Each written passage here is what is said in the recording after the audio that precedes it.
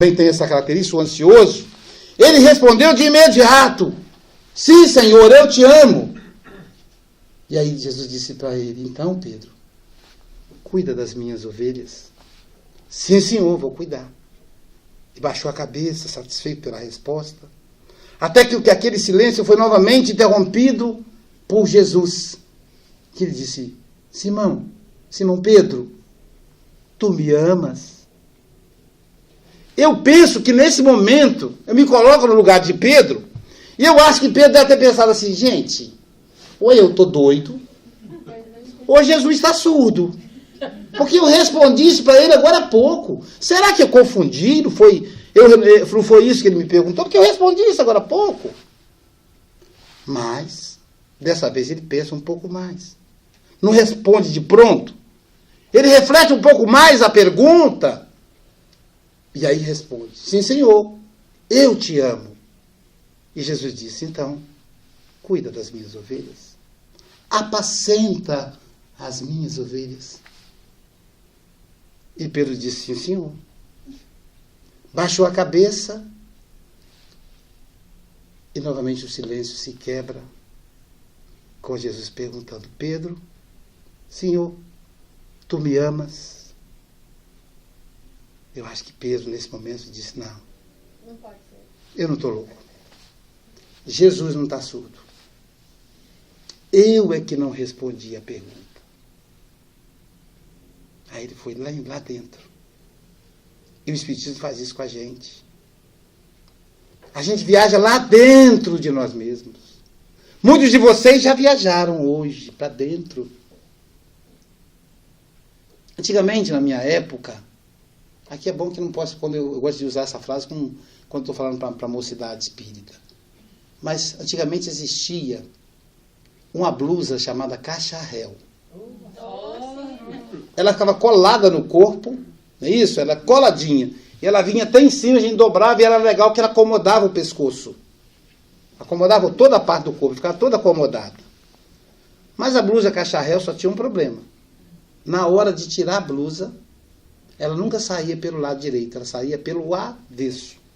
Não é isso? Então Pedro deve ter feito consigo mesmo como a blusa cacharel. Ele foi lá dentro de si mesmo e se puxou pelos avessos. Para entender por que Jesus estava fazendo aquela pergunta pela terceira vez. E aí a resposta foi diferente. Senhor, de todo o meu coração, Senhor, de toda a minha alma, eu te amo. É diferente. De todo o meu coração, o sentimento que tinha nos anteriores. De todo o coração, é sentimento. Mas de toda a minha alma é profundidade. Eu te amo. Sabe o que Jesus disse? Cuida das minhas ovelhas. Apacenta as minhas ovelhas. Todas as vezes que a gente estiver no centro espírita e estiver diante de uma prova difícil, lembremos da pergunta de Jesus.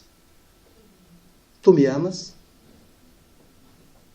Uma companheira hoje me fez atendimento para fraterno comigo pelo Facebook. Ela perguntou: eu não estou aguentando meus companheiros de casa espírita. São falsos, me perseguem.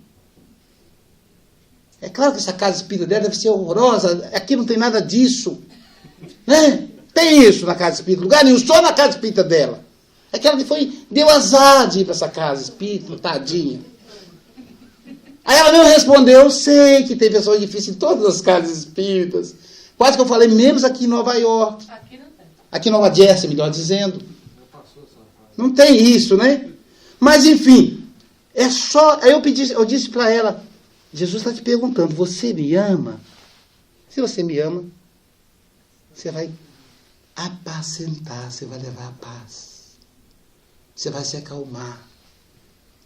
Nós não podemos mudar o outro. Não podemos. Perdemos um tempo absurdo. Segundo os cientistas, 70% do nosso tempo. A esposa tentando mudar o marido tentando mudar os filhos. Perdendo tempo. Filho de mais de 15 anos não muda. Ele muda sim, se ele quiser. O marido muda assim, se ele quiser. Meu marido vai deixar de beber que eu vou atazanar a vida dele. Você vai sofrer, vai ter um câncer e ele vai beber até morrer. Ele só vai parar de beber quando ele tiver consciência, quando ele quiser. Minha mulher fala mal da vida dos outros, eu vou fazer ela parar. Não vai fazer, ela vai falar mal de você também. Não tem jeito. É o vício do espírito, só quando a pessoa despertar. Poder mudar o outro. Então, a pessoa que é espírita do centro, que não gosta de mim, é o direito dela. Em compensação também não gosto de alguns. E aí? Ninguém pode controlar a língua do outro. Podemos controlar nós. Vamos responder pelo que sair da nossa boca. Então é na convivência. É aquela história dos porcos espinhos. Aliás, o clima agora está bem bom, está bem interessante para isso. Os porcos espinhos, na invernada, tentaram ficar juntinho um do outro, que é para dar calor um ao outro. Mas só que eles estavam se ferindo, se machucando muito. E aí se afastaram. E aí começaram a morrer congelados. E aí ficaram a mesma coisa. Se junta, fere. Se fica separado, morre congelados. É o que acontece conosco quando nos afastamos do centro espírita. Por causa da convivência. Morremos congelados. E aí os porcos espinhos resolveram ficar juntos. De forma que o espinho de um não furava o couro do outro. E conseguiram se proteger do frio sem se ferir. Por isso que o princípio de Kardec é trabalho. Precisamos trabalhar no centro espírita, porque nós somos o sal. Solidariedade. Precisamos ser solidários. E tolerância. Eu achava errado essa frase, mas Allan Kardec está errado. É tolerância, não é amor, só. Nós temos que amar. Não.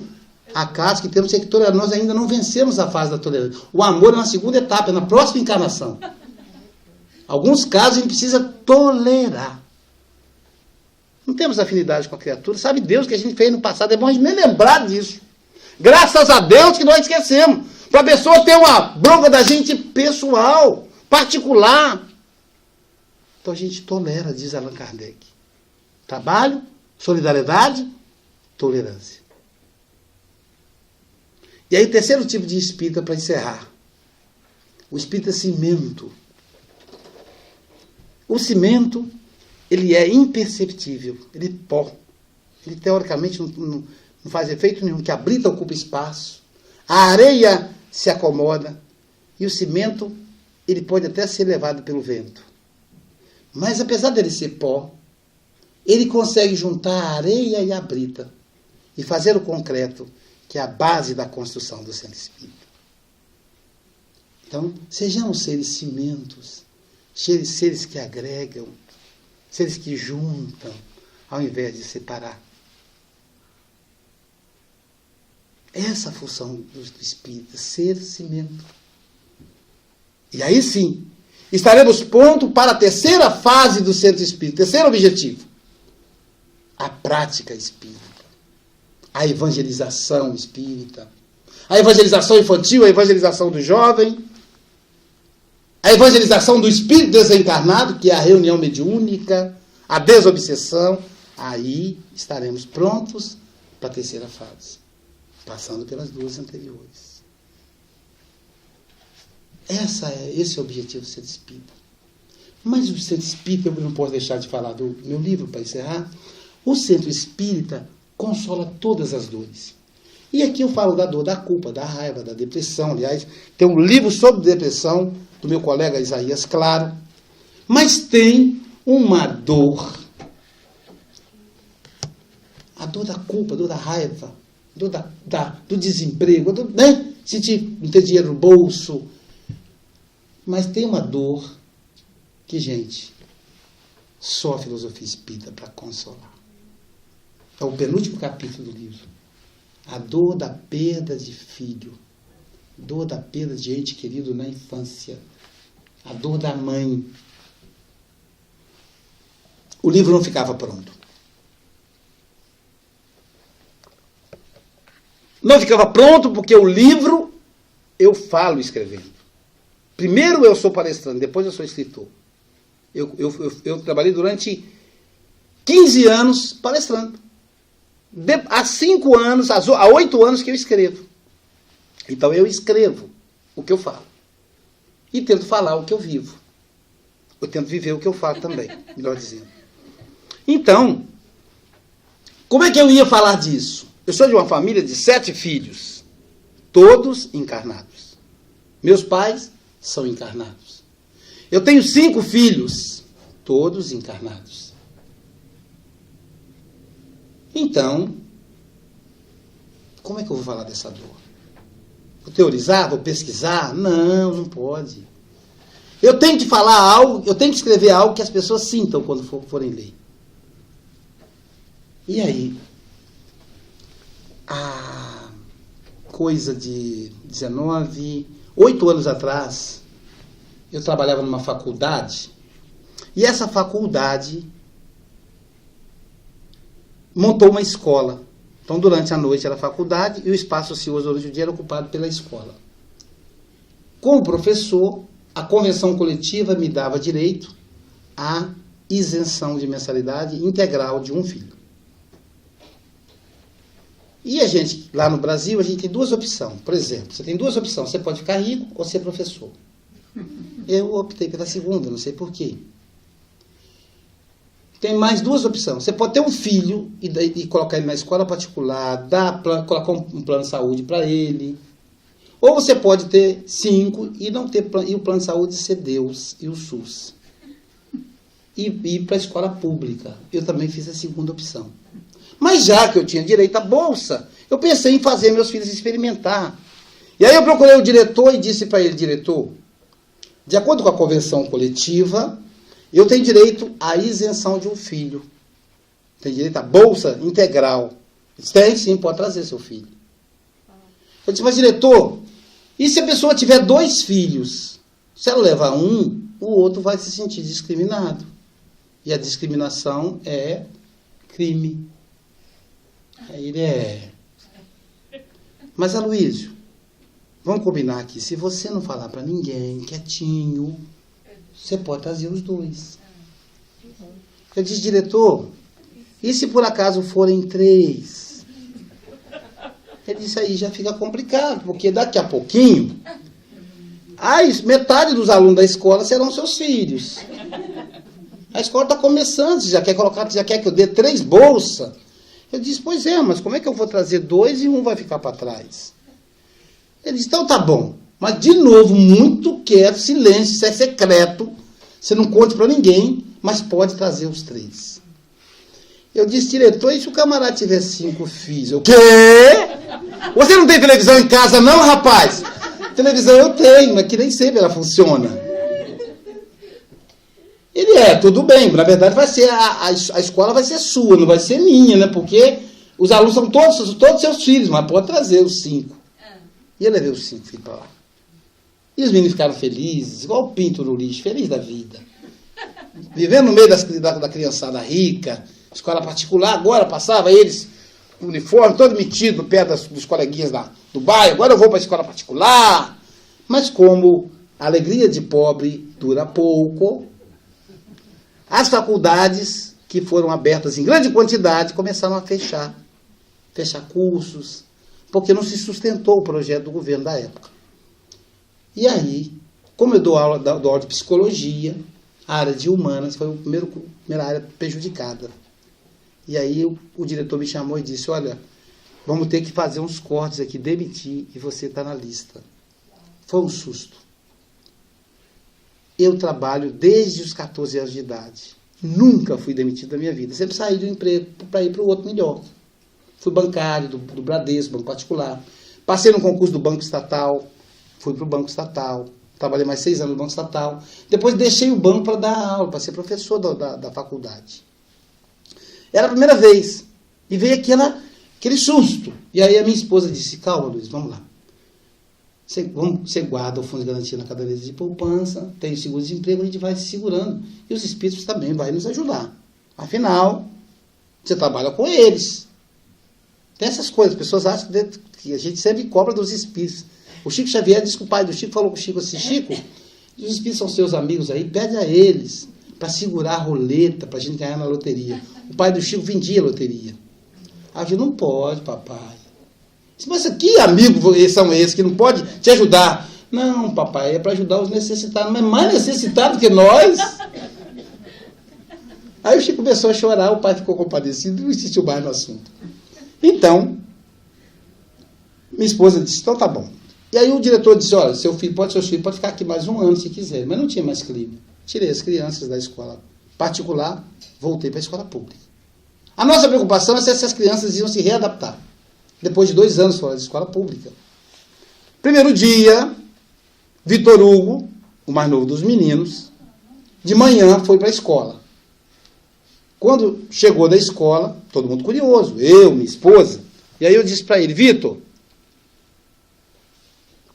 me diz, filho, como é que foi a escola? Pai, na hora do intervalo, eu vi uma fila. E eu perguntei ao meu coleguinha de sala, essa fila é para quê? Ele disse, é a fila do arroz doce. Então eu entrei na fila. Arroz doce em Minas Gerais, gente, eles servem em festa, você não tem noção. Em casamento, aniversário, eles servem arroz doce e doce de mamão. É uma tradição lá em Minas. E o Vitor Hugo é capixaba, mas filho de peixe. Acaba herdando alguma coisa. Então ele entrou na fila e aí, do arroz doce. Aí papai, de repente, a tia pegou uma tigela e foi colocando. E ela encheu a tigela. Aí me deu aquela tigela de arroz doce. Eu olhei e falei assim, quanto é? Porque na escola particular, se você espirrar, as pessoas não falam Deus te crie. Ele disse, é $20. Né? Você paga até para espirrar. Então, ele falou, quanto é? Aí a tia falou assim, não é nada não. Pai, a melhor escola do mundo, pai, arroz doce de graça! E fez uma festa. Eu disse, pronto, se adaptou, tá tranquilo. Aí, na parte da tarde, foi o Sócrates estudar. E aí o Sócrates ainda ficou, será que vai dar certo com o Sócrates também? O Sócrates não teve a mesma sorte. Voltou chorando. E os dias se passaram. Ele não queria ir para a escola, a gente tinha que obrigar. As notas caíram. E um quadro aparentemente depressivo, inclusive, que acontece com crianças e adolescentes. Então eu conversei com uma amiga minha, psicóloga, para ela atendê-lo. E o tempo passou e, e chegou o momento que o Sócrates começou a melhorar a nota. Um dia, eu estou lá em casa no meu escritório escrevendo meus artigos.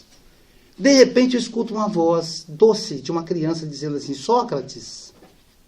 Era uma voz diferente. Uma voz infantil, uma voz de adolescente, mas uma voz doce. Aquele tom me chamou a atenção, não sei porquê. Meu escritório tem uma janela que dá acesso ao quintal. Então levantei-me e olhei. Era um garoto carequinha. Branquinho e careca.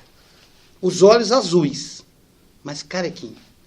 Sem um pelo na cabeça, nem na sobrancelha. E esse menininho, que era da idade do meu filho, apesar daquele jeitinho doce, arteiro, corria para lá, para cá, brincava com meu filho. Mas eu achei curioso o menino ser diferente. Então eu chamei minha esposa e disse, Jailza, vem cá. Ela veio e disse, olha lá, o menino careca. Ela disse, esse é o novo amiguinho do Sócrates. Por causa da amizade com ele, que o nosso filho melhorou na escola. Ele disse, mas ele é careca, como é que pode? Ela disse que ele luta contra o câncer desde os 6 anos de idade. Então, ele passa uma semana no Hospital Santa Rita fazendo quimioterapia. Nesse período, ele não pode ir para a escola. Aí o Sócrates tem que aprender para ele e para o colega. Quando o coleguinha retorna, ele tem que dar a aula da matéria que ele aprendeu, que é para o coleguinha acompanhar. E por isso. E nos afeiçoamos àquele menino carequinho. Conhecemos a família dele, porque a gente conhece a família dos nossos filhos, dos amigos dos nossos filhos. E descobrimos, inclusive, que os pais eram separados, o pai constituiu nova família, e que ele era filho único e a mãe vivia para cuidar daquele filho. Era ele e a mãe sozinhos. E o tempo passou, nos afeiçoamos ao menino carequinha, até que uma tarde, o Sócrates chega mais cedo em casa chorando. Aí eu disse, o que foi, meu filho? Ele disse, pai, meu amiguinho fulano de tal desencarnou. Que não, como ele foi educado na evangelização desde o berço, desde o berçário, então ele já tem o hábito de usar a linguagem espírita. E nos abraçamos. Porque eu abraço, eu acaricio, eu beijo muito os meus filhos. Todos eles. Eu faço questão de fazer isso. Porque a criança, ela carece muito do contato. O adolescente mais ainda. E aí nos abraçamos, eu e ele. E eu não falei nada. Choramos ali, nós dois. Ele chorou no meu ombro. Chegou a molhar minha camisa. Ficamos ali nós dois, ele já está... Hoje ele é maior que eu, ele estava quase do meu tamanho na época. Ele disse, amanhã, pai, eu vou ter que ir para a escola mais cedo, de manhã, não à tarde, porque a professora vai nos levar para a Igreja Batista, onde vai ser velado o corpo do meu amiguinho. Aí eu pensei, é o capítulo final do livro. O menino da idade do meu filho. Eu pensei, vou me imaginar a mãe. E vou imaginar que a criança é o Sócrates. E comecei a fazer isso. Gente, a dor foi tão intensa que eu fiquei assustado, eu recuei. Eu não tive coragem de prosseguir. E olha que eu tenho 5, ela só tem 1. Imaginar o meu filho desencarnando ali naquela idade é uma dor intensa, extremamente assustadora. E aí, eu pensei, mas gente, a dor não é uma professora? Todas as dores, a doutrina espírita não é uma doutrina consoladora, ela não consola, então ela tem que consolar quem sente essa dor. O Chico Xavier, a maior missão dele foi consolar as mães. Então a doutrina espírita tem que consolar. E a gente no diálogo do livro, a gente sempre diz, quando você estiver diante de uma dor, pergunte, o que é essa dor que quer me ensinar? Ela é uma professora. Se você aprender com a dor, ela vai embora. Se você peitar a dor, ela fica. E você vai medir força. A dor é teimosa. Ela faz você dobrar. Enquanto você não dobra a sua crista, a dor não vai embora. Mas se todas as dores podem nos ensinar, o que essa dor quer ensinar para a mãe?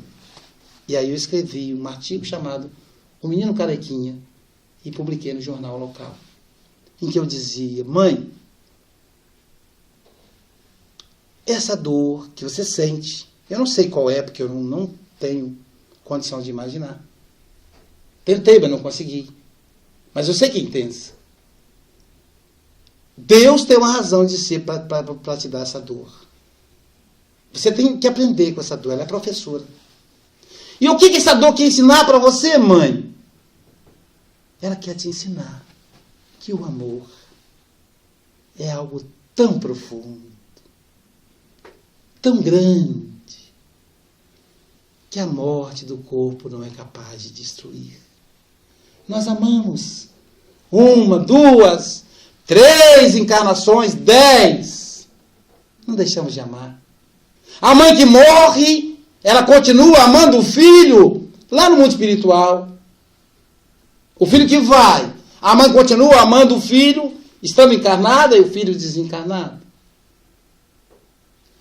A morte do corpo, mãe, é apenas uma roupagem que o filho tira. Mas seu filho permanece vivo. Você quer ter prova disso, mãe? O dia que você sentir saudade do filho, seu coração estiver apertado, faça uma oração. Peça ao seu anjo da guarda, ao seu guia espiritual, ao seu espírito protetor, para te levar até seu filho. E você vai sonhar com ele. De repente ele vai vir, vai pular no seu colo, você vai apertar ele no seu peito. Vai sentir o coraçãozinho dele batendo forte. Você vai ajeitar a gola da camisa dele. vai prestar atenção na cor da roupa que ele traja. E ele vai perguntar, meu filho, você está onde? Ele vai dizer, estou com vovó, fulana de tal. Que muitas vezes ele nem conheceu quando encarnado. É a sua mãe que já desencarnou há 20 anos atrás. Estou com vovó fulano de tal, titio fulano de tal. E aí, mãe, você vai acordar. Mas você vai acordar com uma pena, que você vai fechar os olhos para voltar a dormir, para voltar a sonhar, porque você quer eternizar aquele momento. E você não vai conseguir dormir de novo, nem sonhar de novo. Mas uma coisa vai ficar clara para você. A saudade é menor. Alguma coisa mexeu no seu peito. Quando você contar para as pessoas, para os céticos, para os religiosos, vão dizer, isso é coisa da sua cabeça. É sua imaginação. Mas você sabe que esteve com seu filho. Você sentiu ele no seu peito? No Dia das Mães, no segundo domingo do mês de maio. Você vai dizer assim, ah, meu Deus, como eu gostaria que meu filho estivesse aqui. Que saudade! Se você fechar os olhos, você vai sentir aqueles lábios quentes, colados, dizendo, mamãe, feliz Dia das Mães. Muito obrigado, mamãe. No dia do seu aniversário, ele vai te visitar. No dia de Natal, se você fechar os olhos, vai perceber a sua casa. Porque nós não nos separamos das pessoas que amamos. Nesse momento, vários familiares estão aqui, acariciando, porque foram evocados pela palestra. Encerrei o artigo. Um mês depois eu encontro a mãe. Quando ela me vê, ela pula no meu pescoço e abraça.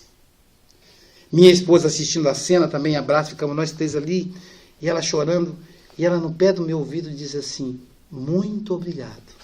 Ela não é espírita, mãe, ela é da Igreja Batista. Mas ela não acredita na imortalidade, na vida após a morte. Pelo menos da forma que o espírito... Mas por que ela me agradeceu? Porque o espiritismo é consolador. Ele fala ao coração, ele não fala à razão. É quando Pedro diz, de todo o meu coração, de toda a minha alma.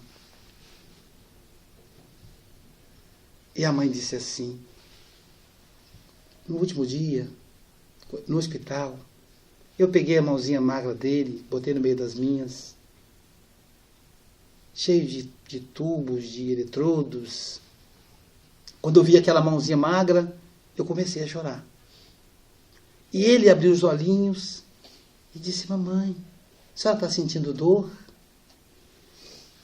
E eu disse, não, filho, mãe é assim mesmo, é boba, chora à toa. Ele disse, mamãe, não chore, eu vou ficar bem. E aí meu filho fechou os olhos e não os abriu mais. E aí choramos juntos. Então, o último capítulo do livro estava pronto. O livro foi publicado.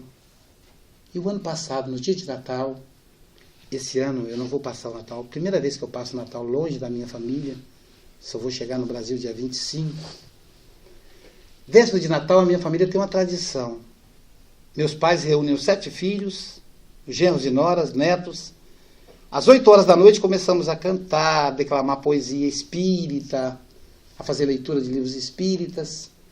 Vamos até meia-noite. Meia-noite em ponto. Cantamos parabéns para Jesus, sem presentes, sem troca de presentes, troca de abraços. E aí, ceiamos, comemos juntos. E cada um leva um prato, um leva uma coxinha de galinha, outro leva empada, não sei o quê. Coisa de pobre, né? Cada um leva um. E socializamos ali. E o Natal do ano passado, eu e a minha esposa fomos ao supermercado para comprar os ingredientes para o prato que iríamos levar. Quando estávamos quase entrando na porta do supermercado, a minha esposa olha e diz, olha quem vem lá. A mãe do garotinho carequinha. toda de branco, com uma sacola na mão. Ela disse, hoje é véspera de Natal. Será que ela sente falta do filho?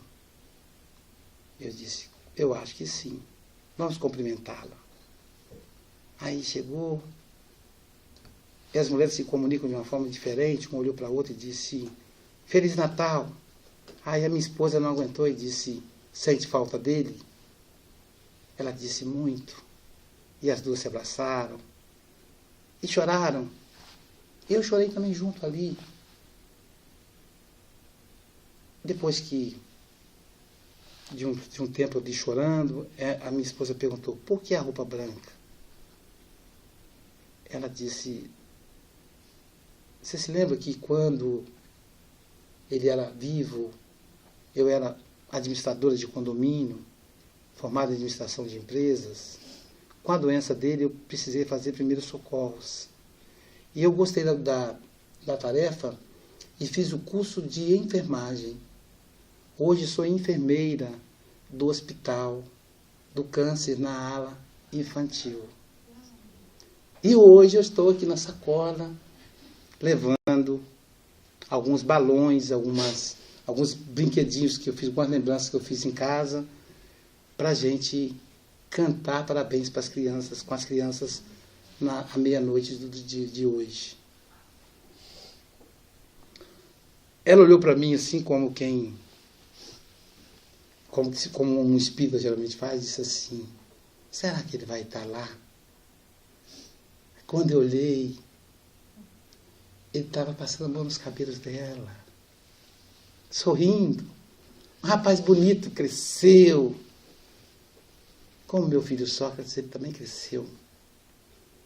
Eu disse, não, ele não vai estar lá, porque ele já está aí com você.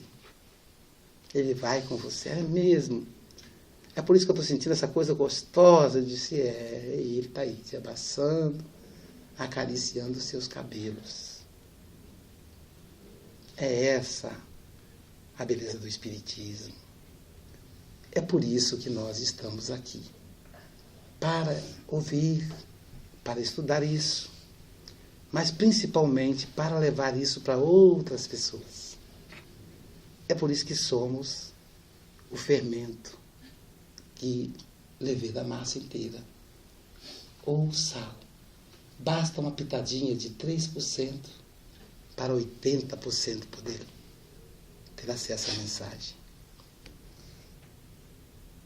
A gente pede desculpa pelo avançar da hora e lembramos do mineiro João Cabete. Vem, Jesus! Vem, divino amigo! Vem trazer a sua paz! Só tu és o nosso abrigo. Que ventura mil nos traz! Vem, ó meigo Nazareno, este mundo consolar. Vem com teu olhar sereno toda a terra iluminar. Afasta, Senhor, do mundo a guerra, este chacal devorador, que destrói tudo na terra, espalhando luto, espalhando dores. Há gemidos de aflição, já não há mais primaveras. As crianças pedem pão. E homens e mulheres nos lares, esposos e esposas, lutam como feras. Vem, Jesus. Vem reflorir os caminhos. Vem, Senhor. Vem perfumar os nossos corações. Exterminar a dor. Fazer-nos entender a dor. E calar os canhões dentro de nós. Vem, Senhor. Com seu amor tão profundo. Iluminar a nossa consciência. E fazer feliz o mundo. Vem, Jesus. Envolva todos nós, Senhor, nesta noite especial. Envolva os lares de cada pessoa aqui presente, para que os familiares que lá estão recebam todas as vibrações de paz, de cura, de reequilíbrio para si mesmos. E faz com que nos mantenhamos, Senhor, fiéis à mensagem tua, à mensagem espírita. Que assim seja.